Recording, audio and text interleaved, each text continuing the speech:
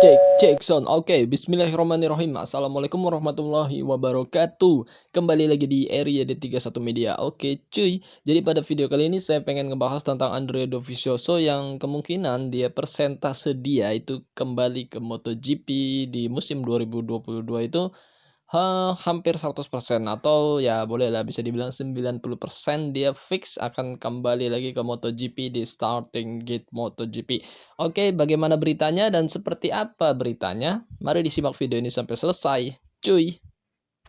Ya, semenjak Andrea Dovizioso tidak juga memperoleh tim yang bisa membawanya balapan di kejuaraan dunia MotoGP 2021, pembalap Italia itu tidak berhenti bekerja untuk menemukan sepeda motor kompetitif yang tersedia untuk persiapan musim MotoGP 2022. Mantan pembalap Ducati itu mengambil cuti setahun sambil berolahraga favorit lainnya, seperti motocross, untuk tetap mempertahankan bentuk dan performa fisik agar mungkin kembali ke track. Beberapa pekan yang lalu, kesepakatan mengejutkan dicapai antara Aprilia dan Andrea Dovizioso, di mana mereka akan melakukan joint force di Jerez dalam tes selama 3 hari di pertengahan bulan April 2021 nanti. Niat Dovi sudah jelas dan dia tidak mau menyerah, dan sesi latihan privat ini bisa menjadi dasar untuk mencari kemungkinan kesepakatan di salah satu tim yang masih memiliki slot sepeda motor kosong untuk tahun 2022. Dalam wawancara dengan GP1, Simone Battistella, yaitu manajer dari Dovi, menegaskan bahwa mereka berharap bisa menarik kesimpulan positif dan terus bernegosiasi dengan Aprilia setelah tes Jerez. Tes selalu memberikan umpan balik, baik itu positif maupun negatif. Saya pikir dalam hal ini mereka akan menjadi positif karena pada akhirnya kita telah melihat dalam balapan ini dan juga tahun lalu bahwa motornya berjalan dengan baik dan lahir dengan baik.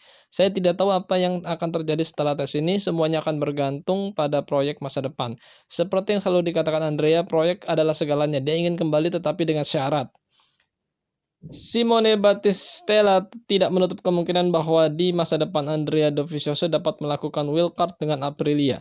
Tetapi jika ia akhirnya berkompetisi sebagai tamu, serangkaian persyaratan harus dipenuhi. Mungkin masuk akal ketika ada pembicaraan tentang proyek di mana Andrea dapat bergabung di masa depan. Saat itu, tergantung perkembangannya, balapan akhir pekan bisa memberikan hasil yang jauh lebih akurat daripada tes. Simone mengkonfirmasi bahwa adalah penting untuk dapat bertemu dengan Aprilia untuk bernegosiasi, menarik kesimpulan tentang tes agar jelas niat dan masa depan kedua belah pihak. Akan menarik untuk mengevaluasi feedback dari pembalap dan tim. Lalu kami pasti akan duduk untuk membuat beberapa evaluasi. Kita bisa melakukannya segera. Saya tidak mengerti mengapa harus menunggu. Tim mengharapkan umpan balik dari Dovi dan baiknya untuk memberikannya sesegera mungkin. Di akhir penjelasannya, Battistella terlihat optimis dan mengklaim percaya bahwa akan ada opsi nyata untuk melihat Andrea Dovizioso lagi di MotoGP pada tahun 2022. Saya akan mengatakan presentasinya tinggi, 90% atau sesuatu yang kuharap begitu. Namun, masih terlalu dini untuk membicarakannya. Ini bukan tahun di mana semua kontrak habis, jadi semuanya belum bergerak maju. Ada banyak waktu untuk mengevaluasi minat yang mungkin dari tim. Ya, jadi seperti itu beritanya cuy. Jadi manajernya si Andrea Dovizioso terlihat sangat optimis banget ya tentang Andrea Dovizioso comeback ke MotoGP di musim 2022. Menurut kalian gimana? Apakah Andrea Dovizioso benar akan comeback seperti yang diharapkan dengan Aprilia?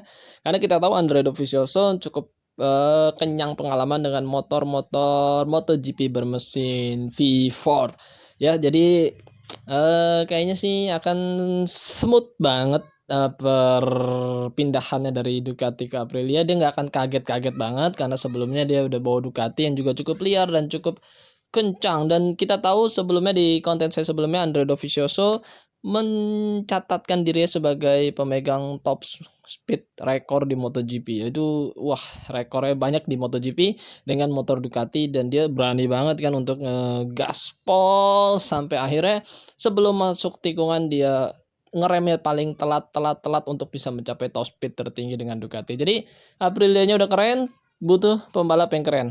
Benar begitu? Kalau setuju, komentar dan kasih like. Terima kasih. Akhir kata, wassalamualaikum warahmatullahi wabarakatuh. Bye-bye.